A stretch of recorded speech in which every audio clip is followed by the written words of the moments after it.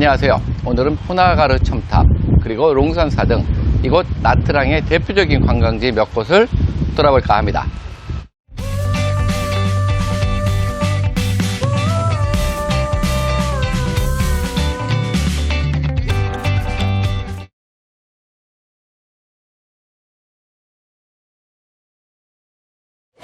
안녕하세요. 포나가르 첨탑에서 인사드립니다. 포나가르 첨탑은 서기 8세기에서 13세기에 지어졌다고 하고요. 참파 왕국의 유적 중 현재 베트남에 남아있는 가장 오래된 곳이라고 합니다. 참파 왕국은요, 말레이시아에서 도래한 민족으로 구성된 왕국이었다고 알려져 있고요. 힌두교를 믿었다고 합니다. 지금 시간이 아침 10시인데요. 많은 관광객들이 이곳을 방문하고 있는데요.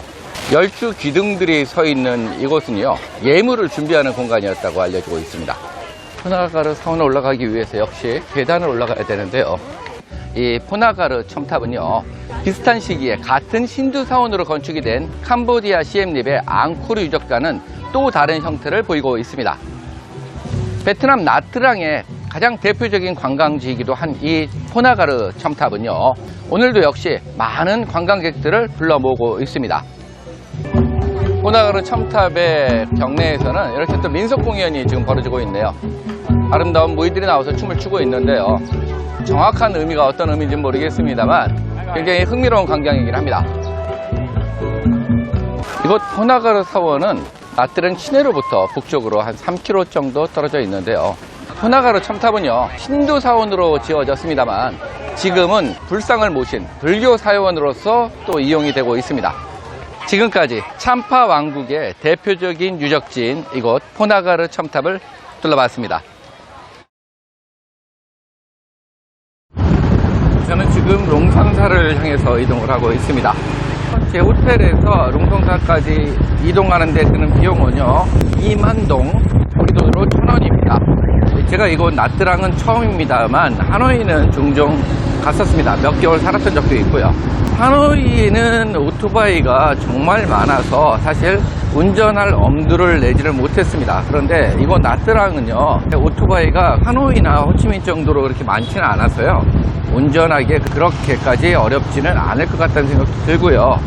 저 역시 오토바이를 렌트해서 다니는 것도 괜찮을 것 같다는 생각이 들기도 하네요. 자동차 운전도 가능할 것 같다는 생각이 듭니다. 여기는 나트랑 기차역이고요. 롱선사 입구에 도착했습니다. 입구에 들어서면은요, 정면에 우리로 치면 대웅전이라고 부를 수 있는 건물이 있고요. 가운데에 불상이 모셔져 있네요. 롱선사는 1889년 처음 창건이 되었고요. 이후 태풍으로 훼손되었다가 1936년에 다시 준건이 되었다고 합니다.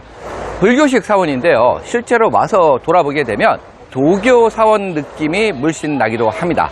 롱선사 대웅전에 들어왔습니다.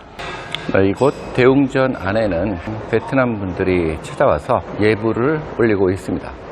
내부가 굉장히 화려하게 장식되어 있는데요, 우리가 익숙하게 봤던 한국의 절과는 다른 느낌을 갖게 만들어 줍니다. 대웅전을 지나서 뒤편으로 들어서면은요, 산 정상으로 올라가는 계단이 나오는데요, 굉장히 가파르고 높습니다.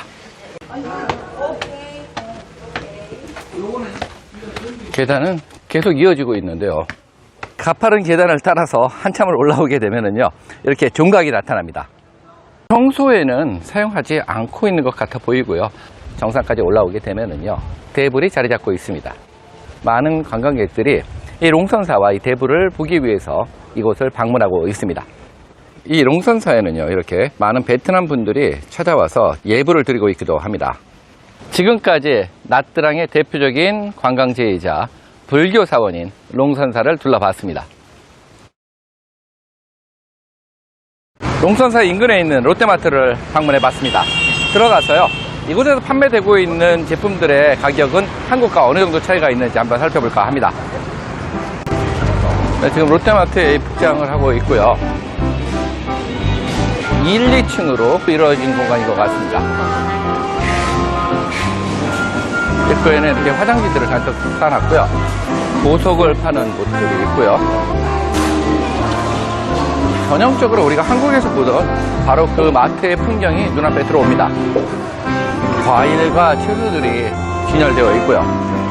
소세지류, 두부, 한국 즉석식품들도 눈에 보이고 있네요. 계란은요 10개들이가 2,000원이 조금 안 되는 것 같네요. 연어들도 판매가 되고 있고요. 화로들도 판매가 되고 있네요. 생선을 파는 곳, 새우, 오징어들이 판매가 되고 있고요. 정육들, 김치도 판매가 되고 있는데요. 김치는 요 통 안에 들은 게 6,000원 정도 하네요. 생선 추억들도 있는데요. 요거 한 팩에 9,000원 정도 하네요. 빵을 파는 공간과 앉아서 식사를 할 수 있는 공간이 준비되어 있습니다. 미온의 원조라고 부르는데요. 아지너모토가 판매되고 있는데요. 이거 한 팩이 1,900원 정도 하는 것 같습니다. 식용유도 판매되고 있고요. 후추를 비롯한 각종 향신료들이 준비되어 있습니다. 신라면은요 하나에 1,700원 정도 하는 것 같고요. 끓여 먹는 신라면은 1,300원 정도 하는 것 같은데요. 쭉 현지 라면들이 판매가 되고 있고요. 카레는 요 큰 게 6,000원이 조금 안 되고요. 제일 작은 게 1,000원 정도 합니다. 햇반은 1,500원 정도 하네요. 한국산 제품들이 굉장히 많아서요. 여행 오신 분들은 먹거리 걱정은 따로 안 하셔도 될 것 같다는 생각이 듭니다. 인삼차도 판매가 되고 있네요. 소면들이 있는데요. 1kg짜리는 5,000원 남짓하네요. 간장류들이 판매가 되고 있고요. 한국산 제품들을 굉장히 쉽게 만날 수 있습니다. 오뚜기 즉석밥이고요. 210g짜리인데요. 한국 돈으로 대략 1,700원 정도 하는 것 같고요. 1층 식자재 매장을 둘러보고요. 2층으로 올라가려고 합니다. 네, 2층에 올라왔고요. 2층에 올라오니까요. 달랏지방의 특산물들을 파는 코너가 정면에 자리 잡고 있습니다. 이쪽은 맥주를 비롯해서 주류들을 판매하는 공간이네요. 와인도 준비되어 있습니다. G7 같은 경우에 12,500원 정도 합니다. 화장품이나 욕실 용품들을 판매하는 공간이네요. 세제들을 판매하고 있는 공간입니다. 다양한 세제들이 준비되어 있네요. 아이들 옷을 팔고 있고요. 한국 김이 판매가 되고 있는데요. 4,200원 정도 하는 것 같습니다. 이쪽은 아이들 왕구류들을 판매하고 있는 공간이네요. 다양한 오토바이용 헬멧들이 판매가 되고 있습니다. 가격은 개당 12,000원. 비싼 것 같은 경우에는 한 4만원 정도 되는 것 같네요. 네, 이쪽은 그릇들을 판매하고 있는 곳이네요. 다양한 저장 용기들이 진열되어 있고요. 커피 코너인 것 같네요. 베트남에서 판매되는 커피는요, 주로 로부스타 종이 대부분이라고 합니다. 역시 G7도 빠질 수 없겠죠.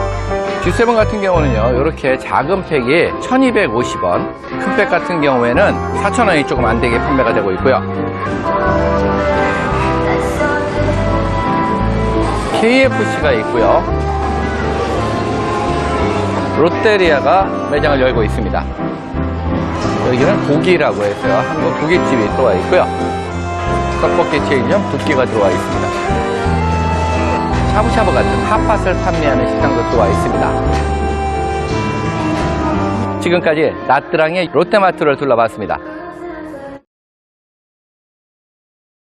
안녕하세요. 나트랑 비치 앞에 있는 스타벅스에 방문했습니다. 나트랑을 방문한 지가 이틀이 되었는데요. 나트랑의 주요 관광지 몇 곳을 둘러봤습니다.